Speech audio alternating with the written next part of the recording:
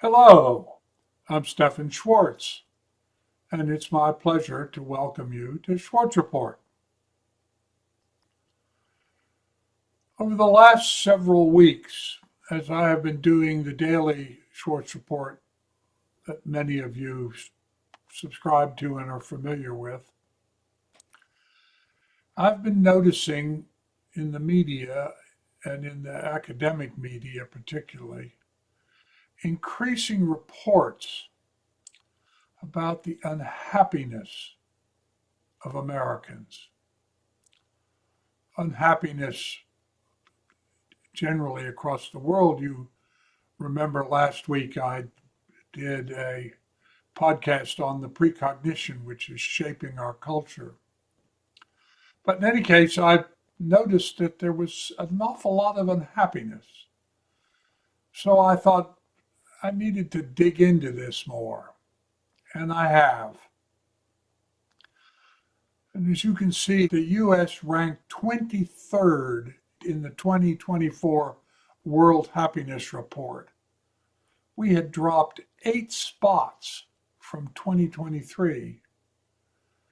In fact, it's gotten so bad that we've fallen out of the top 20 happiest countries. And this has happened for the first time in the report's history. And that this decline is largely due to the unhappiness of Americans under 30, because they're looking forward at what their lives are going to be like, and they're not happy about it.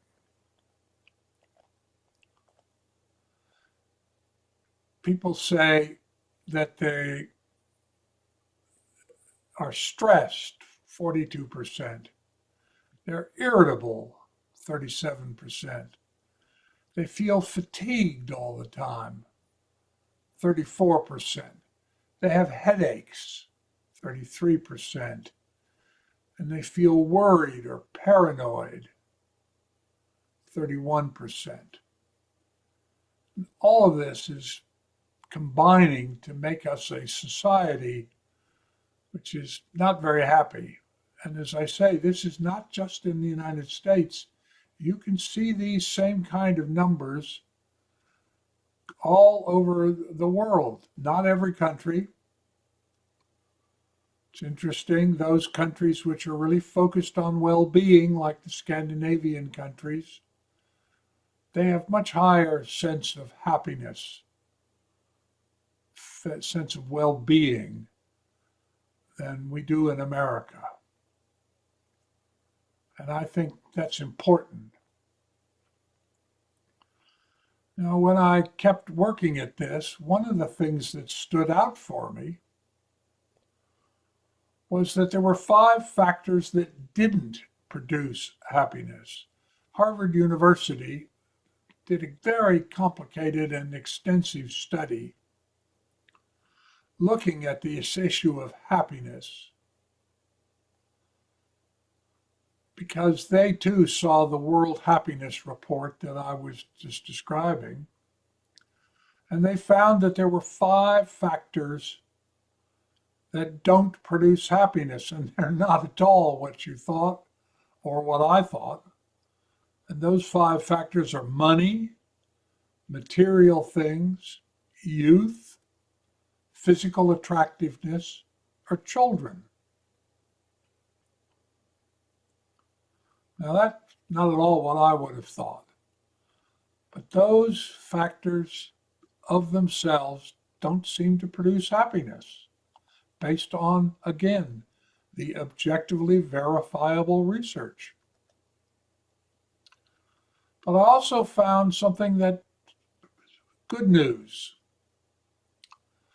And it says a lot about a society, because the research shows that happiness is contagious. So happy societies, like the ones I described in Scandinavia, the Nordic countries, the Dutch, a few other countries, when individuals are happy, society gets happy. The Harvard study looked at 4,739 people, and they followed them for 20 years. So we're talking about significant research. And they discovered that if you're happy, you increase the probability that those around you are happy. This is this point I was making, and I've made in a number of the podcasts. An individual's choices and support of well-being leads to happiness, and that when one person is happy, other people get happy. And that when 10% of the population, as I showed you this Rensselaer Polytech Institute study, that when 10% of the population change in consciousness, the whole population has to accommodate for that. So in this Harvard study of nearly 5,000 people,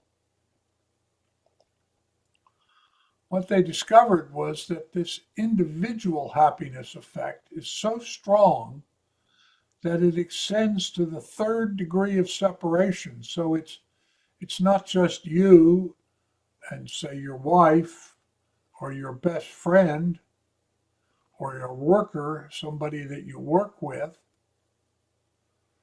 It extends out, and so it has a much larger effect than you would think. They found that when a friend who lives within 1.6 kilometers of you becomes happy, it increases by 25% the probability that you'll be happy. So you not only are helping to create happiness, but people who are also working on happiness affect you. Again, it's this 10% change in consciousness. The culture changes in consciousness. If a friend's friend is happy, it has more influence on you than a $5,000 raise. Now think about that for a minute. When people around you are happy, it's a bigger deal than getting a raise at your work. So what actually does it? Well, as I dug into this research, looking at anthropology, psychology, psychiatry, sociology, studies that have been done at universities, institutes all over the country, all over the world, what I discovered were that there were patterns that showed up. And they were, when you do something, commit yourself fully and lose awareness of time, you get happier. Whatever you do, give yourself over to it so that you aren't thinking of yourself. That is, commit yourself to producing a sense of happiness and well-being. Stop thinking just about yourself. As you are doing whatever it is you do that makes you feel happy, do it in a manner so you aren't interrupted by extraneous thoughts while you're doing it. That is, you really give yourself over to happiness. And you don't constantly think of what I did wrong or what somebody I know did wrong or why I'm thinking this or why someone I know is thinking that sort of thing. You be proactive in your life, not passive.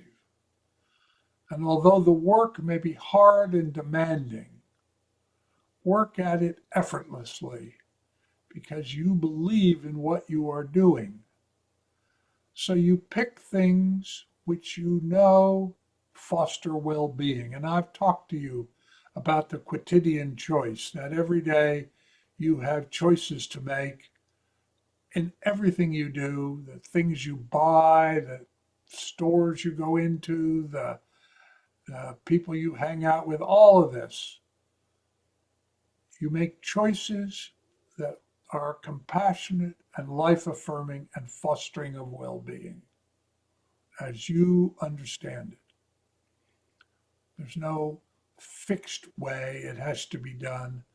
You decide, I'm doing this because I know that it's going to make things better. It's more compassionate. It makes people feel better. It's more life affirming. It supports the environment. It nurtures and fosters well being in the matrix of life. And if you do that, you'll be happier. And as I said, it spreads. Other people will be happier. And as other people do it around you, they will help you be happier. We do this when we form a collective intention to foster well-being, be compassionate, and make things life-affirming.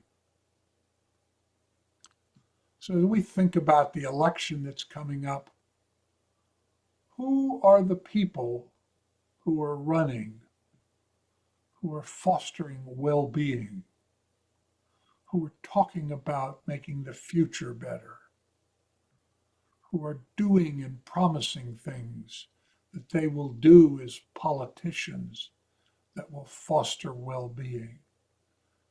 And then ask yourself, what am I doing? How am I going to vote? What am I going to tell people? How am I going to conduct my life day by day? Because if you do the things that I have described, you will be happier. Your family will be happier. The world will be happier. We can do this. It's a matter of choice.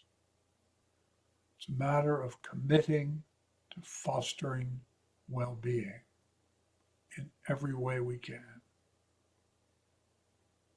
That's what I'm doing. I hope that's what you'll do. And I hope that's what you'll share with other people, that you are doing this and committing to this. Thank you.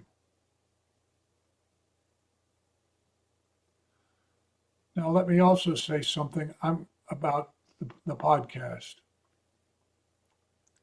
I'm very pleased that we now have getting on 2,000 subscribers.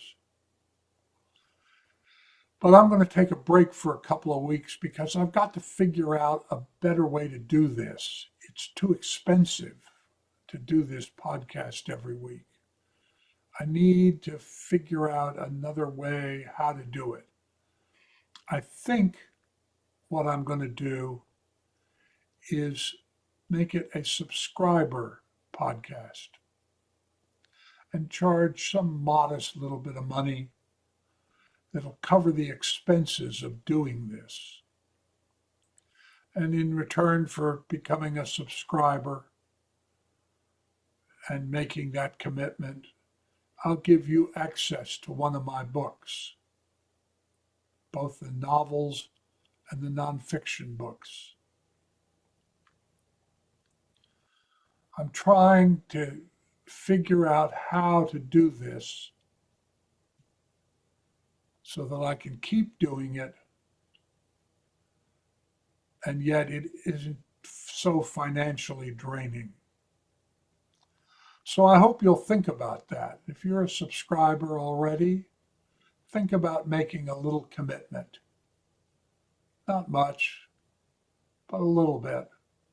I'll put it together as I think about it over the next 2 weeks while I'm working out how to continue. It'll be $5 or $10 a month, maybe, or make a one-time commitment. I don't know. I don't know the best way to do this. I have been doing this and Schwartz report, daily report for 30 years and just giving it away. People began helping and donating to cover the expenses. So I'll let you know. I'll be back in a couple of weeks. And I wish you well. And I hope that you will follow what I've described today and that you'll make your life happier and the lives of those around you happier. Thanks.